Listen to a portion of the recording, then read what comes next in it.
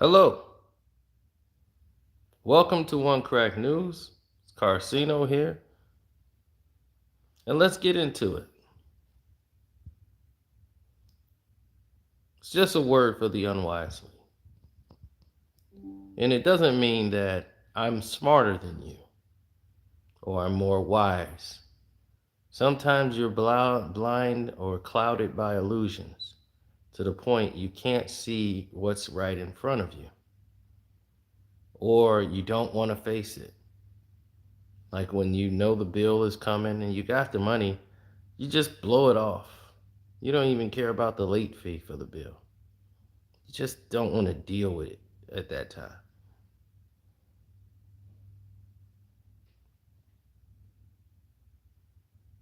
People live in a world of distractions, and these distractions are to keep you living in a lie of illusion, constant confusion, despair, hopelessness. So people travel this whole world and they never really fully understand what it is that is actually going on in the real world because they learn about the world from television. They have no real interactions with the world. They just stay in safe bubbles.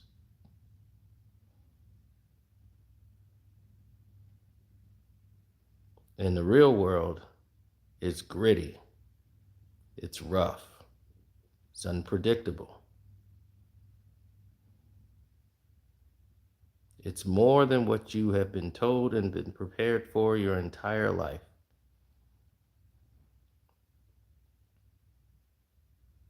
And rather face it, you're blinded by vanity and affirmation. That's what you crave and desire. And it's self serving because people claim they fight for causes, but it's really just a look for them to feel important about themselves.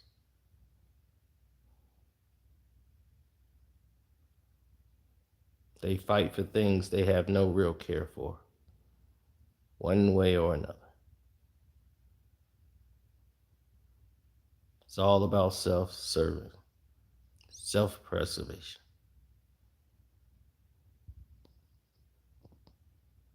And that's where we are right now.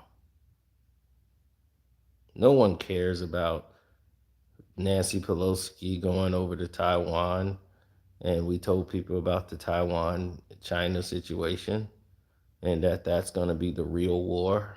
And no one cares about how that is going to affect them because they feel like it's not going to mean anything to me until it actually shows up on their doorstep.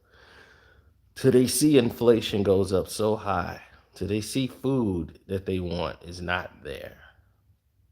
They saw baby formula removed from shelves.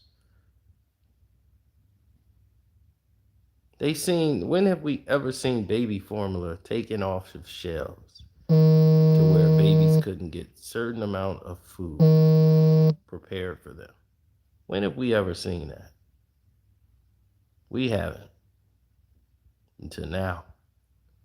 Gas is at the highest it's ever been. We have spoilage of food at an all-time high. The homeless rate is going up. Some people are choosing to be homeless. They would rather be homeless than to deal with paying rent and taxes and be a burden. There's people with jobs that are homeless. I mean, seriously, they have jobs. Their job can't, they don't make enough at the job to be able to afford to pay the rent. So they're just homeless. They're living in a shelter or they're staying at someone's house for as long as they can. And sometimes they're on the streets.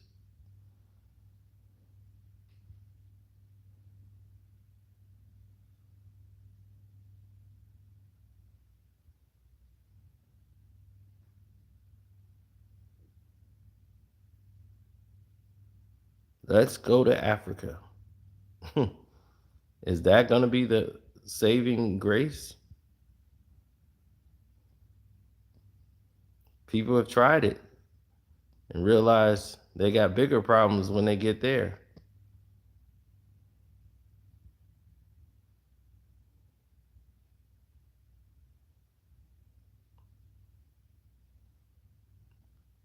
See, the thing is, you're not going to get anything done alone. No one does.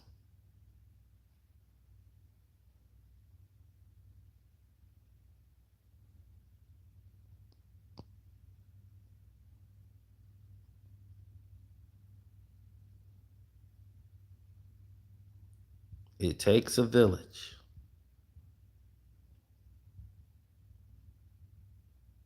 That's why our division is promoted to keep us separated, confused, and unaware. But that sickness has spread it throughout the world, and the fear has seeped into their own brain cells to the point where they don't care anymore about life.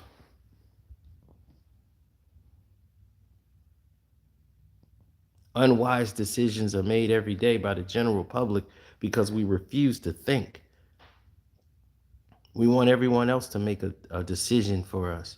We want to get in chat groups and make the chat group decide what is the best scenario for us because we're afraid to live lives. There's people that are going to chat group with 3,000 people but won't say hi to the person living next door.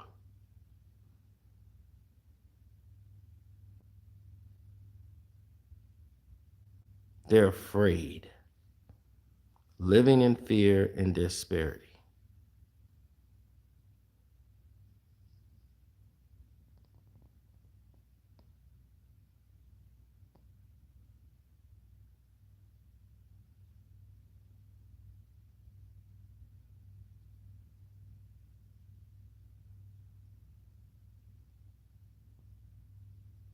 A lot of economies are going to fall. Once you saw the banking systems and once you saw the banking systems crash in 2008, that led to the largest home eviction rates and people losing their homes at the record pace.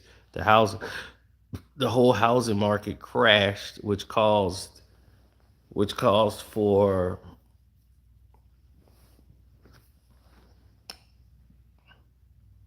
once the housing market crashed, it calls for the most deaths by suicide in a long period of time.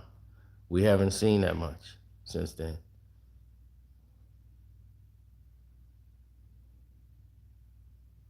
East Africa is booming because of its connections into modernizing. They're trying to be more like how Dubai is.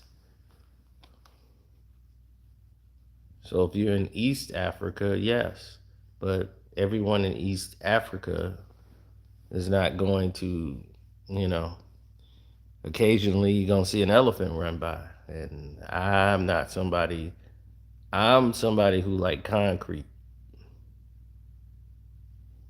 I don't want to be in the middle of the jungle. You see, you got everybody talking about, man, if I was back in Jesus in them times, I'm like, if you put me back in Jesus in them times, do you know how that's gonna go? I'm like, you ain't even think that through. I'd be like, man, I need an Uber. Oh, this walking and these damn flat foot. We stepping on these rocks. My feet hurt. Where are we going? We got another 8 miles. 8 miles is 300 degrees out here. I'm like, man, we need to get some ice and some water. No ice? No refrigeration? You could turn water into wine. Can you turn this water into ice? No air conditioning. I'm about to have a heat stroke.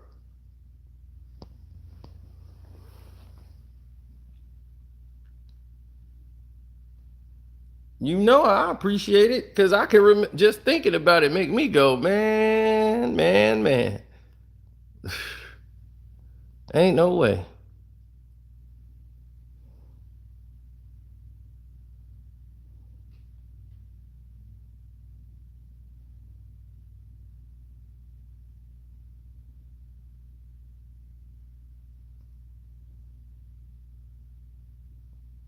He said my first 8 years I didn't have electricity. Yeah, that was like my grandparents. You know, they had kerosene lamps.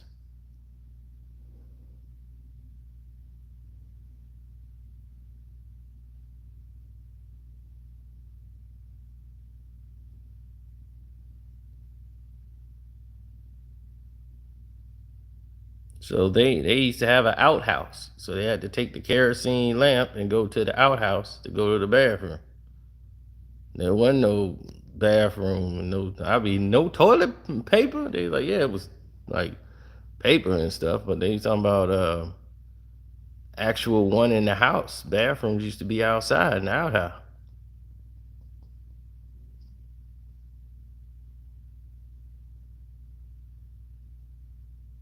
That was down south. They had them outhouses.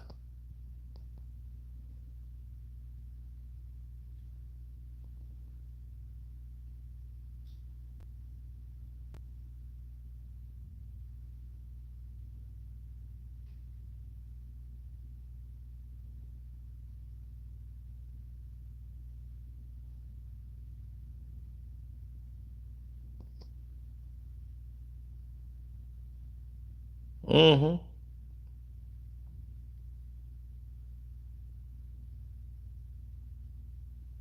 Oh yeah, Wall Street. Of course it was the big bank's fault. Wall Street and everything else. They kept making money hand over fist, spending it, just going crazy. Trading stuff, taking people's money, giving people loans. Then as the world grew with technology, I saw this bubble coming. I never thought it would get to the rate of what it did, but I said, what is going to happen to the world? They used to always go through my head. What's going to happen to the world if this happens? If this stays on this path, what's going to happen to the world? Now we see what's happening to the world.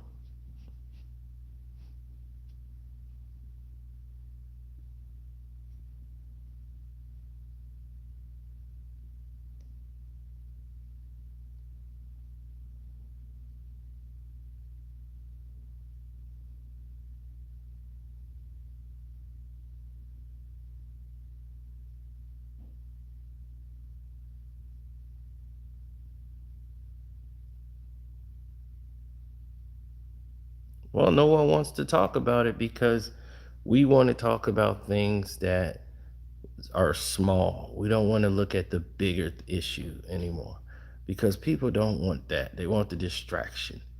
They want to talk about Hayden Panettiere and her mental health. They'd rather talk about what happened on a reality show with this man and this girl. They'd rather hear about all that and get involved in it too, because it's a distraction away from what's really going on in the world. And this is how they want you to think. This is programming. They want you to be programmed to turn yourself off of real life issues and focus on the drama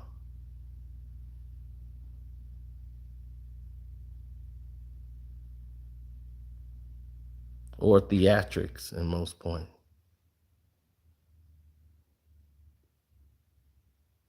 Of course, people are scared. They promote and push fear 24 hours a day. Fear, fear, fear, fear, fear. Oh, there was a shooting here. Oh, it's so violent. Look at the news, it just promotes fear 24 hours a day. Be afraid of the guy next door. Be afraid of your neighbors. Be afraid of this. Be afraid of that. Watch that. You can't do this. Don't go there. Eating this is bad. Fear. You can control people through fear more than you can love.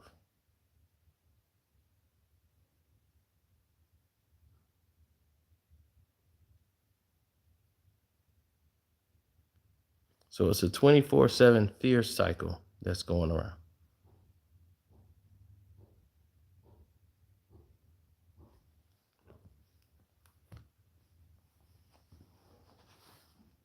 Completely fear. I've seen people have more empathy for a pet than they would a human. A human could be laying in the streets bleeding out and they wouldn't even go to help. Let it be a dog. They would freak out.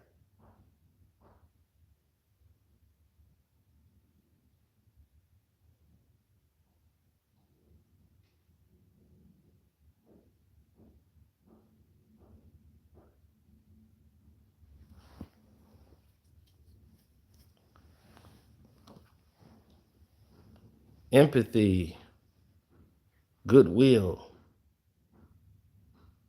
This is not related to color because everybody could be brainwashed and have their minds turned off and distracted, no matter what color you are. They're promoting fear to everybody.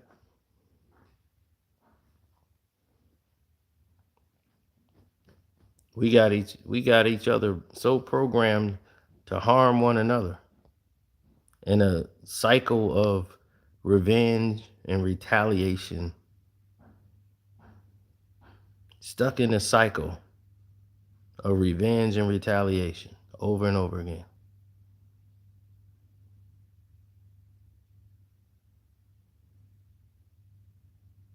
Well, I started watching overseas news a long time ago, which is called world news. And when you start watching the world news, you start to see things a lot different. And I had access to do that because I had the internet. So I was able to see news around the world and it opened my eyes to how certain things were viewed, even when tragedies happen here in the United States, how it's viewed in other countries, how things were looked upon, like during 9/11, how other countries were looking at our actions.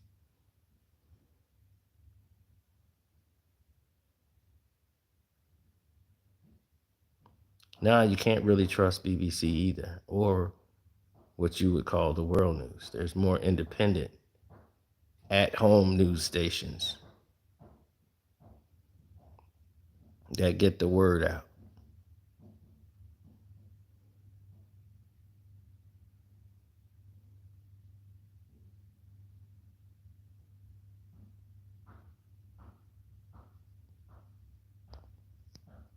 Our war was called Operation Iraqi Freedom. That was what the war was called. Operation Iraqi Freedom.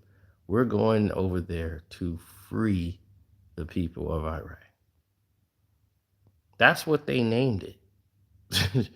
So, how did it go from 9/11 to we're going over there to get Iraqis freedoms, free the Iraqi people? That was the mission. We're over here to free these people. It's like, huh? Free them? Somebody captured?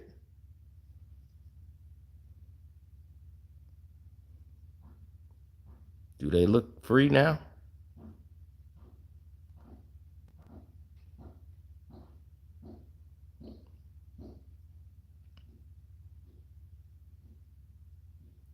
It's a template for destruction. Those who are godly are being made to feel less than, and with no knowledge of their own existence of being true gods and being true descendants of God, they will just reform to be just like the people who have enslaved and pushed this narrative into their brains. So you see them going out harming one another every night because they come from an era of hopelessness. They don't see a path of, well, they could survive or make a good life out of what they got.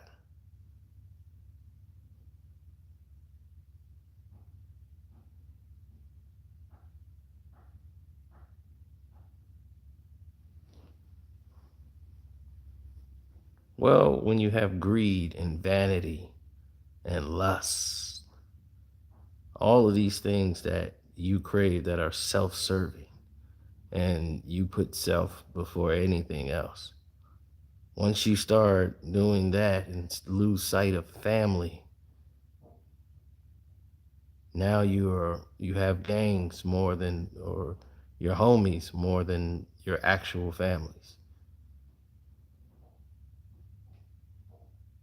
Now you're lost.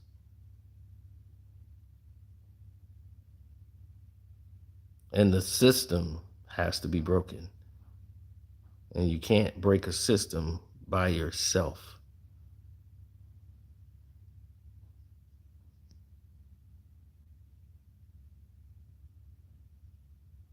because you got to wake up minds. Anybody who had a voice to wake up minds, they silence because they weren't unified. So they were able to be silenced. But they sacrificed themselves, knowing that this would be the result. They could not change who they were or conform. They kept pushing forward, saying the next one will step up after me. Only they didn't.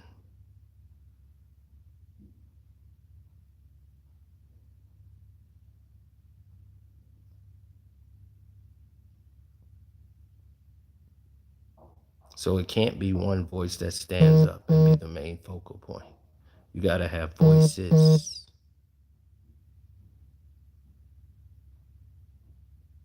And once you have voices, you can't just silence them all. You take down one, another two voices rise.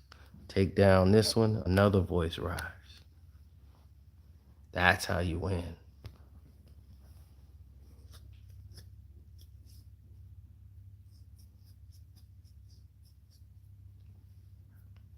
Have to be a group, have to be unified, have to be together.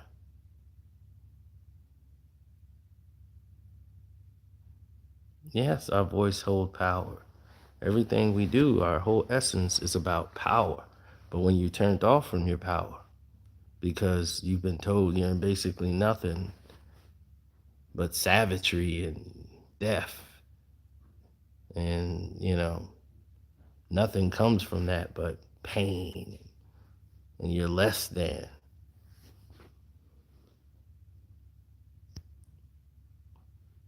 And if you're made to feel that way, and the news make you feel that way, and they put you in a situation, so every day you're proving the point of, see, look at them. But you took away their education, their culture, their religion, their God. You taken everything from these people and given them nothing in replace of it. So lack of education, lack of resources, nothing but drugs and prostitution is what they have. They have no recreation, nothing. You could take anybody of any race and put them in that scenario, and they'll come out to be in that cycle. 9 times out of 10, they're going to be violent, alcoholics, probably strung out on drugs and doing crimes. It's not the color, it's the system, it's the environment that you surrounded them with. No structure. And the majority of them, broken families or none at all, or families already strung out on drugs. That's why I'm not better than anybody in my neighborhood who might be strung out on drugs. I'm no better than him because I chose not to do drugs. I had a family that loved me, and I had nurturing family members, that nurturing grandmother, father. They might not have had that in their life. Matter of fact, I had friends whose parents were on drugs, shooting up, and had him selling drugs so that they can get drugs. They grew up in that life. So that's what they know. This is what they was raised up to be. They were raising themselves and taking care of the people that are supposed to have been taking care of them since 12 and 13 years old. So this is what they've been surrounded in. So how can I walk up with my nose high at them like, should have just said no to drugs? Then you wouldn't be this. Who would I be to look down on somebody like that? And that's what some people do because they can never look outside of themselves. They say, well, I did it. You can do it. No, it don't work like that for everybody. Somebody might need a hand. They probably ain't even had it like you.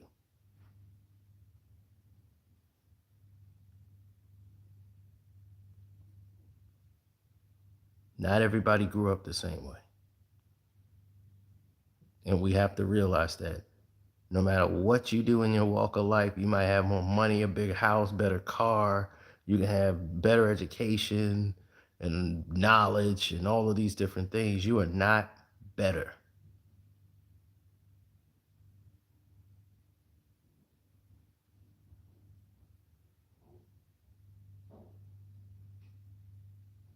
If you have no empathy in your heart, no love for other people who might be in the same predicament or worse, no compassion in your soul for those who may not be living your life or something else, that don't make you better.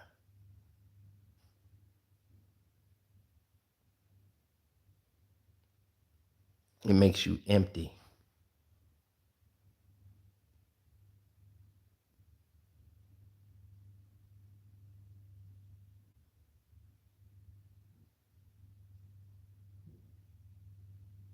So I'm no better than the drug dealer, the pimp, the murderer, no better than them. I just had people around me that loved and cared enough about me to instill values in me so I wouldn't go down those roads. And that takes a village. It took my aunties, took my mother, took my grandparents, took cousins, it took all of us.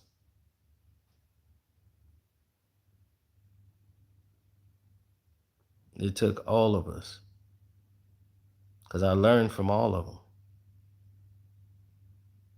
And to disappoint them meant more to me than what I could gain by doing illegal things. So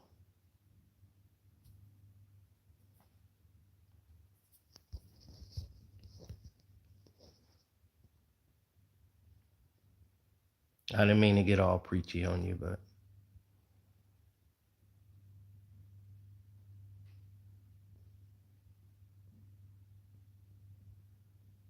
it is what it is. Didn't mean to get all preachy though. I'm out.